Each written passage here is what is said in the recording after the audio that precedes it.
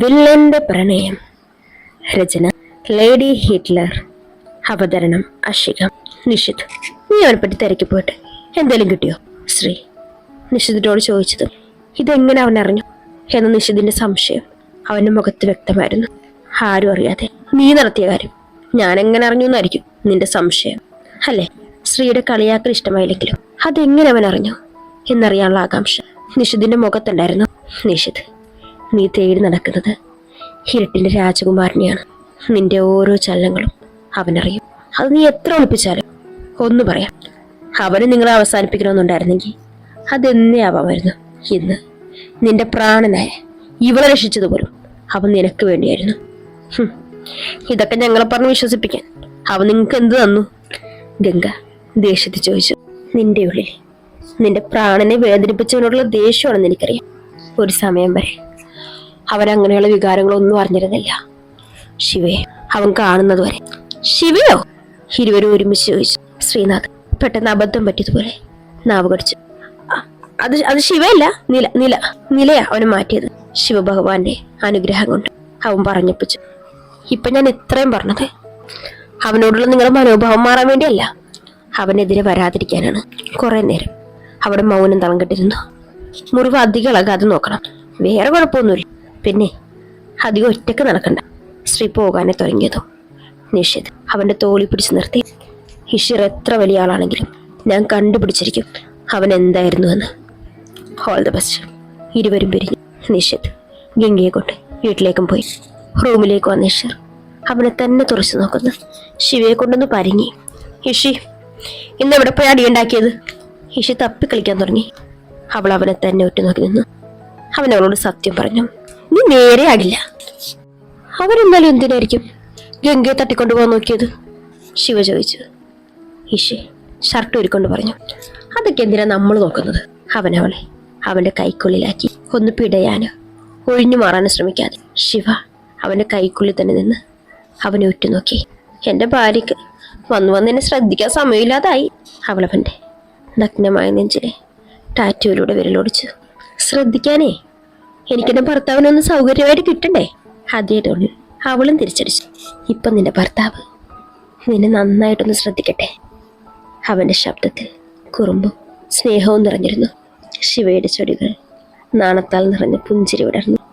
ശിവ മന്ത്രിക്കും പോലെ അവളെ വിളിച്ചു. അവളവന്റെ കണ്ണിൽ ദൃഷ്ടി പതിപ്പിച്ചു നിന്നു.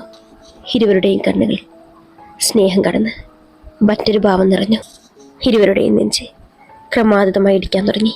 ശിവയുടെ ചുണ്ടിനു മുകളിലും കഴുത്തിലും നെറ്റിയിലും വിയർപ്പ് കണങ്ങൾ പ്രത്യക്ഷപ്പെട്ടു. അവൻ ചുണ്ടിനു മുകളിലെ വിയർപ്പിലേക്ക് ദൃഷ്ടി ഉറപ്പിച്ചു നിന്നു. എന്തേലും പറയുന്നതിന് മുമ്പ് ഇഷിയുടെ ചുണ്ടുകൾ അവിടെ പതിഞ്ഞു. ശിവ നിന്ന നിപ്പിൽ ഉയർന്നു പൊങ്ങി. നാവ് കൊണ്ട് അവൻ ആ വിയർപ്പൊപ്പിയെടുത്തു. ഇഷിയുടെ നാവിൽ ഉപ്പുരസം പടർന്നു. വല്ലാത്തൊരാവേശത്തോടെ അവനവ നുകർന്നെടുത്തു. അല്പസമയത്തിന് ശേഷം അവരകന്നു മാറി. നാണത്താൽ കുതിർന്നു നിൽക്കുന്ന ശിവയെ കണ്ട് അവൻ്റെ ഉള്ളിലെ വികാരങ്ങളുടെ ചൂട് പിടിച്ചു.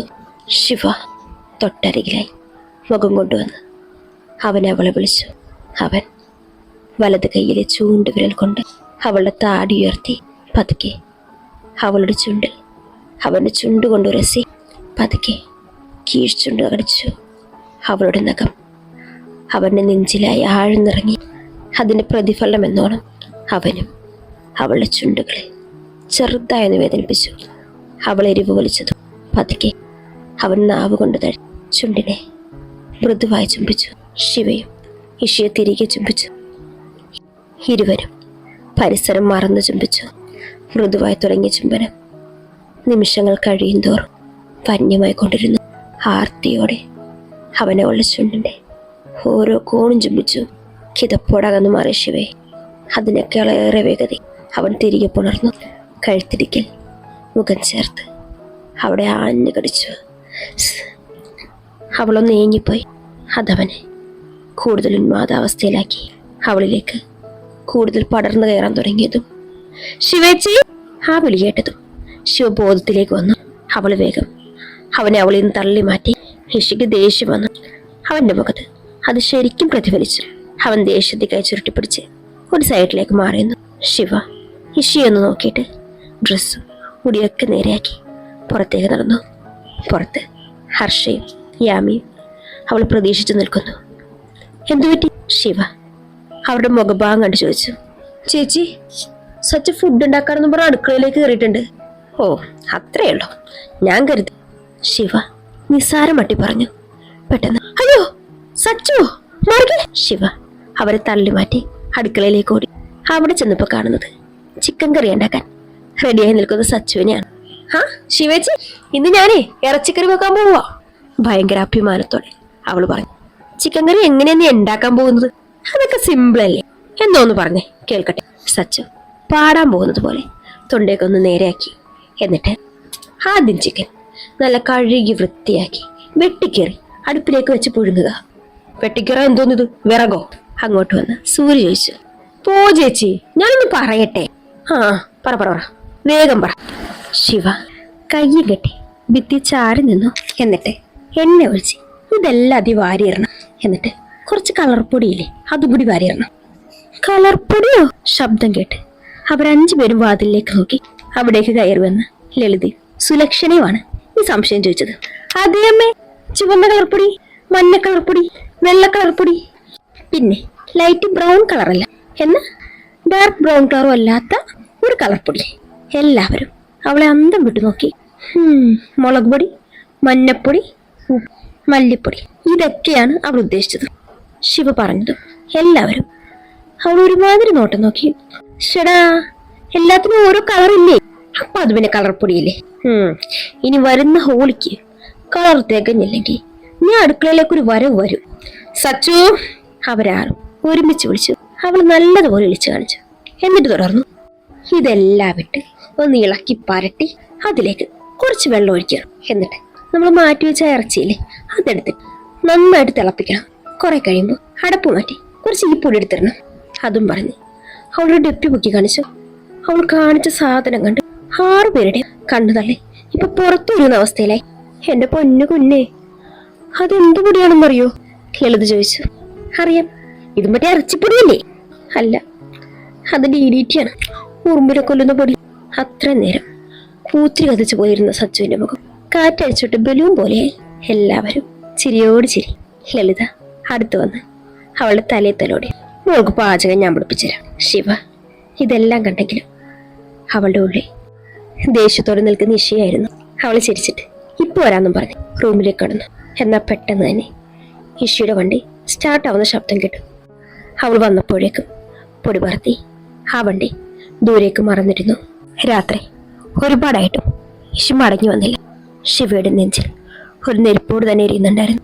ഏകദേശം 10 മണിയോട് അടുത്തപ്പോൾ പുറത്ത് വണ്ടിയുടെ ഒരു ശബ്ദം കേട്ടു. ശിവ ഓടിപ്പാഞ്ഞെന്ന് കതവ് തുറന്നു. മുന്നിൽ ഇഷിയെ കണ്ടപ്പോഴാണ് അവളുടെ ശ്വാസം നേരെ വീണത്. അവളെ ഒന്ന് നോക്കുക പോലും ചെയ്യാതെ നേരെ റൂമിലേക്ക് പോയി. ശിവക്കതൊരു വേദന തോന്നിയെങ്കിലും അവളത് പുറമെ പ്രകടിപ്പിച്ചില്ല. കഥ കടച്ച് അവളും മുറിയിലേക്ക് വന്നു. അപ്പോഴേക്കും അവൻ തന്റെ ഷർട്ട് ഊരിയിരുന്നു. ഒന്നും മിണ്ടാതെ അവളവനെ പുറകിൽ നിന്നും ഇറുക്കി പുണർന്നു. ആകെ വിയർപ്പാണ് അവനത് പറഞ്ഞതും അവളുടെ കൈകൾ ഒന്നുകൂടി അവനിലേക്ക് മുറുകി. അവൻ ബലമായി കൈകൾ പിടിച്ച് കുളിക്കാനായി കയറി. ഈശോയുടെ ഈ ഒഴിവാക്കൽ ശിവയെ അത്രത്തോളം വേദനിപ്പിക്കുന്നുണ്ടായിരുന്നു. അവൻ പുറത്തേക്ക് ഇറങ്ങിയതും ശിവയൊന്നും നോക്കുപോലും ചെയ്യാതെ നേരെ കയറി കിടന്നു. ഈശി, ഒന്നും കഴിക്കണ്ടേ? ഞാൻ കഴിച്ചിട്ടാ വന്നത്. തിരിഞ്ഞു പോലും നോക്കാതെ അവൻ പറഞ്ഞു. അവനെ പ്രതീക്ഷിച്ചിരുന്നു. അവളൊന്നും കഴിച്ചില്ലായിരുന്നു. ഒന്നും മിണ്ടാതെ കഥ കുടച്ച് അവളവനിലേക്ക് ചേർന്ന് കിടന്നു. എല്ലാം അറിഞ്ഞിട്ടും അറിയാത്ത പോലെ അവനും കിടന്നു. നന്നായി വിശന്നിട്ടും അവളൊന്നും കഴിക്കാൻ ഉണ്ടാക്കിയില്ല. എങ്ങനെയോ അവൾ ഉറങ്ങി. തന്നെ ആരോ വിളിക്കുന്നു തോന്നിയാണ് ശിവ കണ്ണു തുറന്നത്. മുന്നിൽ ഇഷി കയ്യിൽ ആഹാരം ഉണ്ടായിരുന്നു. എനിക്ക് വേണ്ട, അവൾ പരിഭവത്തോടെ പറഞ്ഞു. അവനപ്പോഴേക്കും കുഞ്ഞൊരുരുള അവൾക്ക് നേരെ നീട്ടി കാണിച്ചു. അവൾ പണ്ട് താൻ ഇഷിയോട് പറഞ്ഞ ഡയലോഗ് ഓർത്തു. ഒന്നും മിണ്ടാതെ അവൾ വാ തുറന്നു. അത് മുഴുവനും അവളെ കൊണ്ട് കഴിപ്പിച്ചു. പാത്രം എല്ലാം കൊണ്ടുവച്ച് എല്ലാം കഴുകി അവളോട് മിണ്ടാതെ അവൻ വീണ്ടും കട്ടിലിൻ്റെ ഓരം ചേർന്ന് കിടന്നു. മുറിയിൽ 0 ബൾബിൻ്റെ പ്രകാശം മാത്രം. ഇത്തവണ അവളവനെ പുറകെ നിന്ന് കെട്ടിപ്പിടിച്ച് കവൾ അവൻ്റെ നഗ്നമായ പുറത്ത് വെച്ചു. I am sorry. അവൾ മന്ത്രിക്കുന്നത് പോലെ പറഞ്ഞു. അവനൊന്നും മിണ്ടിയില്ല. ഇഷി പ്ലീസ് ഇങ്ങനെ മിണ്ടാതിരിക്കല്ലേ, എനിക്ക് പറ്റുന്നില്ല. ഞാൻ വേണം ഇപ്പോൾ. പെട്ടെന്ന് അവളുടെ വാ പൊത്തിപ്പിടിച്ച്. ശിവ, അതുകൊണ്ടാണ് ഞാൻ നിന്നോട് മിണ്ടാതിരിക്കുന്നതെന്ന് ആരാ പറഞ്ഞത്? അവളപ്പോഴും അവനെ ഉറ്റുനോക്കുകയായിരുന്നു. കണ്ണുകൾ കലങ്ങിയിരുന്നു. നമ്മൾ രണ്ടും മാത്രമല്ല, സുന്ദരമായ ഒരു മൊമെന്റിന് നീ അത്രയും വില നൽകുന്നുള്ളൂ എന്നറിഞ്ഞപ്പോൾ ഉണ്ടായ ചെറിയൊരു വിഷം, അല്ലാതെ മറ്റൊന്നുമില്ല. അവളുടെ മുഖം കൈക്കുമ്പിളെടുത്തുകൊണ്ട് അവൻ പറഞ്ഞു. ഇഷി, അതങ്ങനെയല്ല. നമ്മൾ അവരുടെ വീട്ടിലല്ലേ ഇപ്പോൾ. അപ്പോൾ പെട്ടെന്ന് അവിടെ നമ്മൾ വിളിച്ചിട്ട് കാണാതെ വന്ന അകത്തേക്ക് കയറി വന്നാലോ? അത് പേടിച്ചിട്ടാണ് ഞാൻ. പോട്ടെ, ആ കിടക്കാം. എനിക്ക് നല്ല ക്ഷീണമുണ്ട്. ഞാൻ നമ്മുടെ കമ്പനി വരെ ഒന്ന് പോയതായിരുന്നു. അവിടെ വരെയോ? അങ്ങോട്ടും ഇങ്ങോട്ടും കൂടി എന്തോരം യാത്ര ചെയ്ത് കാണും. എന്തിനായിരുന്നു? എന്തോ പെട്ടെന്ന് പോവാൻ തോന്നി. ഇപ്പൊ വാ, എനിക്ക് നല്ല ക്ഷീണം. അവളവനെ മാറോട് ചേർത്തു. കിടന്ന് അല്പം കഴിഞ്ഞതും അവൾക്ക് അവളുടെ മുകളിൽ ഭാരം ഏറിയതുപോലെ തോന്നി. അവന്റെ താളത്തിലുള്ള ശ്വാസം കേട്ടതും അവൻ ഉറങ്ങിയെന്ന് മനസ്സിലായി. ഒരു ചെറു പുഞ്ചിരിയോടെ അവന്റെ നെറ്റിയിലൊന്ന് മുത്തി അവൾ ഉറക്കത്തിലേക്ക് വഴുതി വീണു. രാവിലെ ആദ്യം കണ്ണു തുറന്നത് ശിവയായിരുന്നു. ക്ലോക്കിലേക്ക് നോക്കി. സമയം 3:30ആയി. അവന്റെ നെഞ്ചിലേക്ക് ചേർത്ത് പിടിച്ചിരിക്കുകയായിരുന്നു അവളെ. ഉയർന്നു പൊങ്ങി അവന്റെ നെറ്റിയിൽ ചെറു ചുംബനം നൽകുമ്പോൾ അവളുടെ കണ്ണുകളിൽ എന്തിനോ വേണ്ടിയുള്ള തിളക്കം ഉണ്ടായിരുന്നു. അവന്റെ നെഞ്ചിൽ നിന്ന് അവൾ അടർന്നു മാറുമ്പോൾ ആ നെഞ്ചിൽ ഒരു ചുംബനം കൊടുക്കാനും അവൾ മറന്നില്ല. കുറേ നേരം കഴിഞ്ഞപ്പോൾ ഹിഷിയുടെ കണ്ണുകൾ പതുക്കെ തുറന്നു. അടുത്ത് തൻ്റെ പ്രിയപ്പെട്ടവളുടെ സാന്നിധ്യമില്ലെന്ന് അവന് മനസ്സിലായി. സൈഡിലേക്ക് നോക്കിയപ്പോൾ ടേബിളിലെ ഒരു ചെറിയ note. Get ready for a surprise. അവൻ ചെറുതായി ഒന്ന് പുഞ്ചിരിച്ച് നേരെ നോക്കിയപ്പോൾ സൈഡിലേക്ക് ഒരു ആരോ മാർക്ക് കാണിച്ചിരിക്കുന്നു. അതേ ചിരിയോടെ അവൻ അവിടേക്ക് വന്നു. അവനിടാനുള്ള ഡ്രസ്സ്, കറുത്ത ഷർട്ടും അതേ കരയുള്ള മുണ്ടും. അവനൊന്ന് കുളിച്ച് ഡ്രസ്സ് ചെയ്തിറങ്ങി കണ്ണാടിയിലേക്ക് നോക്കി മുടിയൊക്കെ സെറ്റ് ചെയ്ത് താഴേക്ക് വന്നപ്പോൾ അവിടെ ഒരു കുറിപ്പ്. എന്നിലെ പ്രണയിനി നിനക്കായി കാത്തിരിക്കുന്നു ഈ പ്രകൃതിയുടെ മടിത്തട്ടിൽ. അവൻ അതേ ചിരിയോടെ പുറത്തേക്കിറങ്ങി. ആരും ഉണർന്നിട്ടില്ല. അവൻ്റെ കാലുകൾ വീടിന് പിന്നിൽ മരങ്ങൾ കൊണ്ട് ചുറ്റപ്പെട്ട ഒരു സ്ഥലത്തെത്തി. ചുറ്റിനും ഇരുട്ട് മാത്രം. മുന്നിലേക്ക് നോക്കിയപ്പോൾ ചെറിയൊരു മെഴുകുതിരി നാളം എരിയുന്നത് ശ്രദ്ധിക്കപ്പെട്ടു. അവിടേക്ക് കാലെടുത്ത് വെച്ചതും ഒരു വള്ളി തട്ടി. എവിടെ നിന്നോ കുറേ റോസാപ്പൂ ഇതളുകൾ അവൻ്റെ മുകളിലേക്ക് വീണു. അവൻ്റെ ചുണ്ടിലേക്ക് ശ്രദ്ധിച്ചിരി വീണ്ടും കൂടി ശിവയ്ക്ക് വേണ്ടി. അവൻ്റെ കണ്ണുകൾ ചുറ്റും പരതി മുന്നിലേക്ക് നടന്നപ്പോൾ 1000 മെഴുകുതിരികൾ അവിടെ എല്ലാം കത്തിച്ചു വച്ചിരിക്കുന്നു. ഒരു മരച്ചുവട്ടിൻ്റെ മുകളിലേക്ക് പോകാനെന്ന പോലെ മരത്തടി കൊണ്ടുള്ള ഒരു സ്റ്റെയർ കേഴ്സ് അവൻ്റെ കണ്ണിൽപ്പെട്ടു. അതിൻ്റെ പടികളിലൂടെ 2 സൈഡിലും മെഴുകുതിരികൾ കത്തിച്ചു വച്ചിരിക്കുന്നു. അവൻ ശ്രദ്ധയോടെ ഓരോ പടി കയറി മുകളിലേക്കെത്തി. അവൻ്റെ കണ്ണുകൾ വിടർന്നു. ചെറിയൊരു ബെഡ്റൂം പോലെ അവിടെ ആകെ സെറ്റ് ചെയ്ത് വെച്ചിരിക്കുന്നു. മുകളിൽ മറയൊന്നും തന്നെ ഉണ്ടായിരുന്നില്ല. താരങ്ങളെല്ലാം അവനെ നോക്കി കണ്ണ് ചിമ്മുന്നതായി അവന് തോന്നി. അവൻ്റെ കണ്ണുകൾ അവിടെ ആകെ ഓടി നടന്നു. അവിടെ മെഴുകുതിരികൾ എത്തിച്ചിട്ടുണ്ട്. അവിടെ ഒത്ത നടുക്കായി ഒരു ബെഡ്. അതിൽ നിറയെ റോസാപ്പൂക്കൾ വിതറിയിരിക്കുന്നു. ചുറ്റിനും തൻ്റെ ശിവയെ തേടി തൻ്റെ വയറിലൂടെ എന്തോ ഇഴയുന്നത് പോലെ തോന്നി. ഇഷ താഴേക്ക് നോക്കി. 2 കൈകൾ അവൻ വരിഞ്ഞു മുറുകിയിരിക്കുന്നു. അവൻ ആ കൈകളുടെ മുകളിലൂടെ അവൻ്റെ കൈ ഓടിച്ചു. അതിൻ്റെ ഫലം എന്ന പോലെ അവൻ്റെ മുറുക്കം കൂടി അവളെ തനിക്ക് മുന്നിലേക്ക് വലിച്ചു നിർത്തി. അവളെ കണ്ട ഒരു വേള അവൻ്റെ ശ്വാസം നിലച്ചതുപോലെ തോന്നി.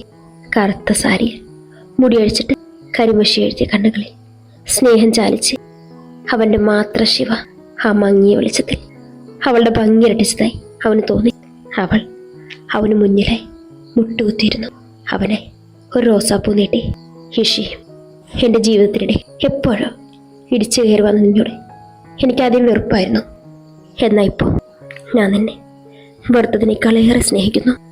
എന്നെ ചേർത്ത് പിടിക്കുമ്പോൾ തെറ്റുന്ന ഹൃദയതാളവും നിന്റെ കണ്ണിലെ സ്നേഹവും അധികകാലം എനിക്ക് കണ്ടില്ലെന്ന് നടിക്കാൻ കഴിയില്ല. ഇപ്പോഴും അറിയില്ല എന്താണ് ഞാൻ നിന്നെ ഇത്ര സ്നേഹിക്കാനുള്ള കാരണമെന്ന്. നിന്നോടുള്ള പ്രണയം ഒരിക്കലും അളന്നു പറയാൻ എനിക്ക് കഴിയില്ല. അത്രത്തോളം നിന്നിൽ ഞാൻ അലിഞ്ഞു പോയി ഷി. ഐ ലവ് യു ഷി. അവനവളുടെ കൈയുൾപ്പെടെ പിടിച്ച് അവളെ ഉയർത്തി അരയിലൂടെ ചുറ്റിപ്പിടിച്ച് നെഞ്ചിലേക്ക് ചേർത്ത് നിർത്തി. അവൾ അവൻ്റെ കണ്ണിൽ തന്നെ നോട്ടം വീട് നിന്നു. അവനവളുടെ കണ്ണിലെ ഭാവമറിയാനുള്ള ശ്രമത്തിലാണ്. ശ്വാസനിശ്വാസങ്ങളെ ഭേദിച്ചുകൊണ്ട് അവൻ്റെ ചുണ്ടി തഴുകി അവൾ പറഞ്ഞു, ഐ നീഡ് യു ഹിഷി, I really want to kiss you. തുടരും.